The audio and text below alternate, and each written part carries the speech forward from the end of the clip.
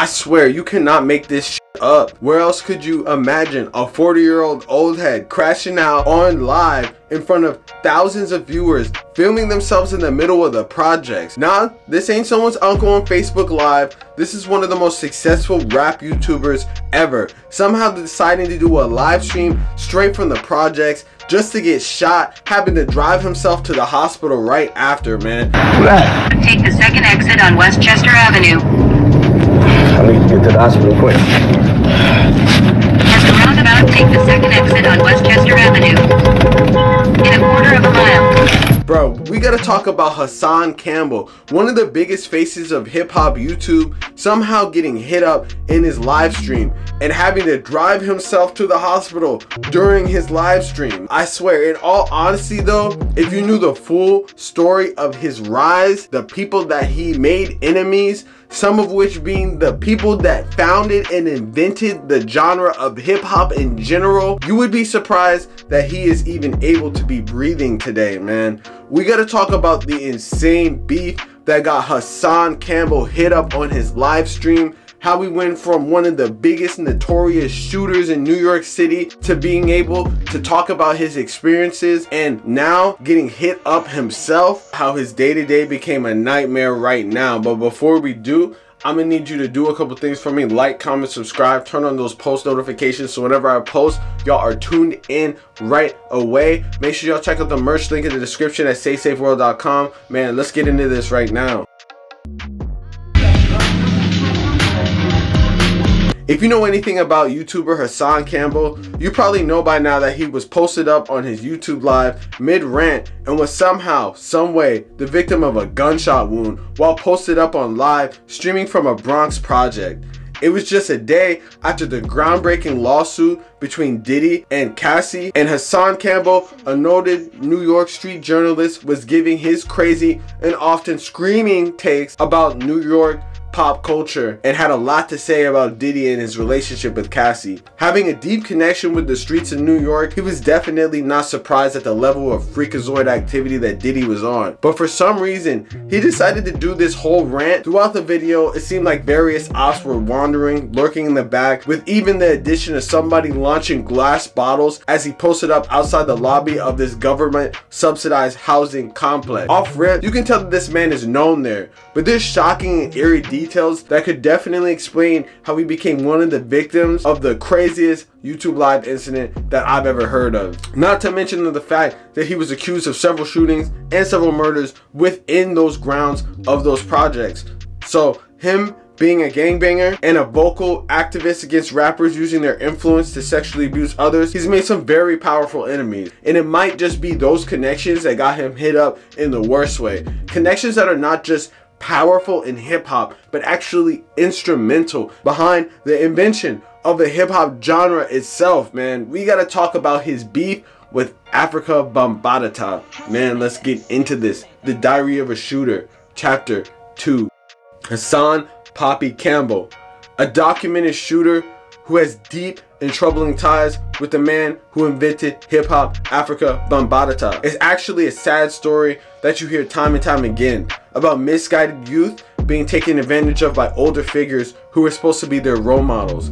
On top of being a gang leader and the founding father of the Zulu Nation, Hassan Campbell and a number of other members have issued warnings and testimonies and of sexual and mental abuse that Afrika Bambaataa used to create a disturbing crash out movement amongst the youth. What's going on, man? Oh man, we all knew that nigga was like that, man. Hold on. Wasn't no jail, ain't no goddamn secret about no shit, man. He always did that shit, man.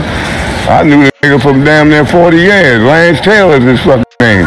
That name ain't no bambaataa, man. I don't even know who gave him that, but nobody knows that Kevin Donovan dude. We don't know who that is. No, we want to know why he keeps switching his names up like that. So, my brother, I'm gonna ask you: if you knew this all this time, why would you allow him to get away with that? You know? Man, I ain't had nothing to do with that. Having teenage shooters apparently doing his bidding whenever he needed to. This was some extremely crazy freakazoid shit, but it's super well documented. Members of the Zulu Nation even came out to Hassan's defense and the defense of others who spoke out and issued a formal apology. Although it seems like the group is going in a positive direction now, there were times during Afrika Bambaataa's tenure as the head of the organization where he used his power to silence and even kill people who spoke out. We'll get into this crazy incident further in the video, but in order to understand everything that went down that could have resulted in Hassan getting gunned down, we gotta understand everything from the jump. Born Lance Taylor to Jamaican and Barbadian immigrants, Bambaataa grew up in the Bronx River projects with an activist mother and uncle. As a child, he was exposed to the Black liberation movement and witnessed debates between his mother and uncle regarding the conflicting ideologies in the movement. He was exposed to his mother's extensive and eclectic record collection. Gangs in the area became law, clearing the turf for drug dealers, assisting with community health programs, and both fighting and partying to keep members in turf. Bambaataa was a member of the Black Spades. He quickly rose to the position of warlord in one of the divisions. As warlord, it was his job to build ranks and expand the turf of the young Spades. He was not afraid to cross turfs to forge relationships with other gangs and their members. As a result, the Spades became the biggest gang in the city in terms of both membership and turf. At the same time as this was happening, there was an underground movement starting in the late to mid 70s in the Bronx called hip hop. People would get together and throw parties where DJs and MCs basically played beat-type remixes of classic songs, and it was slowly gaining huge traction amongst the inner city youth. Africa became one of the most recognized, with its parties getting super lit and inspiring others to throw parties too, basically making a movement which served to evolve into the hip hop type beats that we know today. At the same time that this was all going down, Hassan Campbell was growing up in a dysfunctional household, which was the story of a lot of youth that were going down at that time, with family members on drugs, essentially crashing out with nowhere to go. One of his few respites he had was the neighborhood hip-hop parties thrown regularly at the Center, a Bronx community house space in the Bronx River houses. DJs would play breakbeats from soul, funk, rock, and Latin records while b-boys danced and MCs rhymed. The parties drew droves of people, especially teenagers. Parties and connections with popular gang figures became their life. Africa became like a father figure to a lot of the kids in the area, and preaching about how African Americans having knowledge to build their communities was the eventual goal. However, at the same time, he was manipulating these kids and apparently doing weird sexual stuff, and pretty much no one could do anything because all the money and power and control that he had in the area was essentially overwhelming because of the fact that everyone was pretty much in the slums. If you don't know, the mid to late 70s in New York was probably one of the worst times to live in New York. It was basically desolate. People compared it to the Hiroshima bombings. Neighborhoods like the Bronx were completely gutted, empty lots everywhere. It's bad now, but imagine back then. It's probably one of the worst neighborhoods that you've probably ever seen in your life. So Hassan Poppy Campbell described his life in the Bronx River houses by stating, one day you're at a party, the next day you're getting shot at, or you're on welfare. Campbell, in just the late 80s, when he was just 12 or 13, began hanging out with the Zulus and immersed himself in the burgeoning b-boy culture. That trust took an insidious turn, he said, when he was just 13. Campbell said another man had previously molested him, which made it easier for Afrika Bambaataa to molest him, you know. Crazy thing is, Hassan Campbell later went into detail about the first case that he ever caught, and he said that Afrika Bam was actually his getaway driver, and he was the one that actually got acquitted in that scenario, which allowed him to be free, man. It's an insane situation for someone that's almost 2 decades older than you is somehow getting you wrapped up in these situations. He stated that grown men were giving him guns in his hand to go commit felonies, murders, and other things like that. It's wild that he's still even out on the streets today if you really think about it, because he is a legend in the Bronx River houses, man. He described a story very similar to a lot of other youth. It began with Bambaataa showing him a book of pictures of naked men engaging in, you know, freaky acts. The book eventually escalated to him, you know, touching them, and then the alleged abuse, he said, was constant and went on for years. Campbell kept the alleged abuse secret. He said it eventually stopped when he broke away from the movement in his late teens and turned his anger towards the gangs and criminals in the Bronx area. I started acting like a wild animal, he said. He recalled the way that the anger festered and devastating effects happened on his life. Campbell told in 1993 he was charged with second-degree murder for the killing of a Bronx man. He went on the run, was caught and arrested in Connecticut in '94. His co-defendant was found not guilty, and he pleaded out to assault, landing him a 3-year sentence. But Bambaataa, he said, took care of him while he was in jail and when he was released. When I came home from jail, Bam took me shopping and stuff like that, he recalled. Bam was like your uncle who paid your way through college, but, you know, molested you. After multiple attempted murder and murder charges later, Hassan Campbell finally changed his life around and became a YouTuber, while at the same time speaking out against what Afrika Bambaataa was doing throughout the early decades of hip-hop, was definitely put a target on his back. And you're gonna understand why right now, because they didn't just take these, you know, allegations just softly and thought it was sweet. You know, back then, before Afrika Bambaataa got taken out of his leadership role as the Zulu Nation, they had a dedicated following of many crash out youth that were really willing to die over this.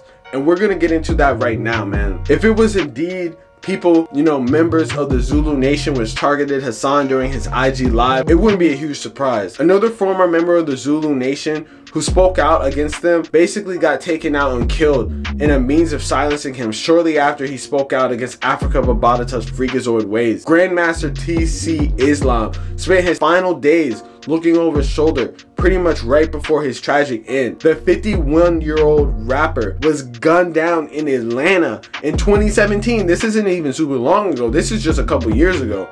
About a month after giving a chilling interview to a documentary filmmaker about everything that happened to him and the members of the Zulu Nation. He even went into detail claiming that he was receiving threats from the Zulu Nation even before this interview. Ever since he stepped down from the organization in 2016 and began speaking out against Afrika Bambaataa, he received many threats from the regular. Islam said that Bambaataa asked him to damage control the molestation scandal when it first broke. He said he began receiving threats when he refused and instead resigned from his post as a spokesperson for the Zulu Nation. In the clip, Islam alleged that he had received threats from a zealot little N-words from around the world who, according to Islam, were loyal to Bambaataa. You that much of a Bambaataa groupie boy fan that, yo, all the money is going in his name, your dues, everything it goes to him, and y'all broke sleeping on couches? Are you stupid? Years ago, and the first one we had told on fair was Afrika Bambaataa. Cause see, if I would have came out in the 90s saying I have suspicions that Bambaataa is fucking with little boys up in the nation, I would have been dead. He added that as the threats continued to pour in, he left New York, traveled to Massachusetts, and then Connecticut. According to the Atlanta police report, Islam was shot once in the chest outside of the 1545 Langston Ave Southwest in Atlanta around 2:30 p.m. on June 8th. The preliminary investigation indicates that the male was accosted by two other males and subsequently shot by one of them, the report states. That's just crazy, you know? And this is very similar to what happened. I don't know if Hassan Campbell took it as a way to really, you know, go against the powers that be, going into the Bronx River houses and basically doing a live from there with all the history that he has there and all the people that he's allegedly shot and what happened to TC Islam with him getting gunned down after speaking out. But it seems like the hip-hop heavyweights, whether it be Diddy, whether it be Afrika Bambaataa, whoever it is, they don't want their story told. And the one thing that I definitely admire about Hassan Campbell, you can say whatever about his, you know, crazy antics and him tweaking out, but the one thing that I feel like that stands out is he stands up for the people that are trying to be silenced. He stands up for the people that are victims of abuse. So it makes sense that he's outside speaking about the situation that happened to Diddy and Cassie, you know. It could have been something having to do with Diddy also, you know, 100%. You know, Diddy is a crazy dude who has mad connections, a whole billionaire, silenced people, paid off this whole thing that went down with Cassie just the day after. But it just seems that this is a very eerily similar situation, but happened to another member. And that member died only a couple of years ago. This wasn't too long. Even though Afrika Bambaataa's, you know, influence is a little bit more diminished because of the fact that he's no longer in charge of, you know, the Zulu Nation, there's still dedicated followers and zealots, as they say, that really will listen to him word for word. Imagine you don't have anything in life and you're ready to crash out, and you hear the words of the dude that invented rap music And you know, the Zulu Nation is pretty powerful in rap, man. They have members like Q-Tip, Lil Wayne, like Freddie Gibbs, all types of people. Even nowadays, you know, this is pretty recent that they have these newer members. So obviously there's people that still follow these teachings and follow this and think that this person is attacking their way of life and the way that they basically came up and everything that they knew. They can't handle it. They start going crazy. They start tweaking out, and then they feel like they need to kill people, man. It's just sad. But at the end of the day, you know, Hassan Campbell really was trying to do something crazy and speaking out against the powers that be. So, you know, we definitely got to give him that. The fact that he did it from the Bronx River Projects and thought it was a good idea, you know, it could have been someone that had nothing to do with that, that was just pissed. I don't know why someone would be throwing bottles, though. Isn't that crazy? Someone just launching bottles, unless he just had an op in general over there. But like, it just seemed like a whole type of crash out mentality. And it really isn't surprising, because it's when it's people that really have nothing else to do but crash out. I mean, what else can you really expect, man? But hey, let me know in the comments what y'all think about all this, man. Real stay shit. You already know what's going on. Like, comment, subscribe, man. Peace.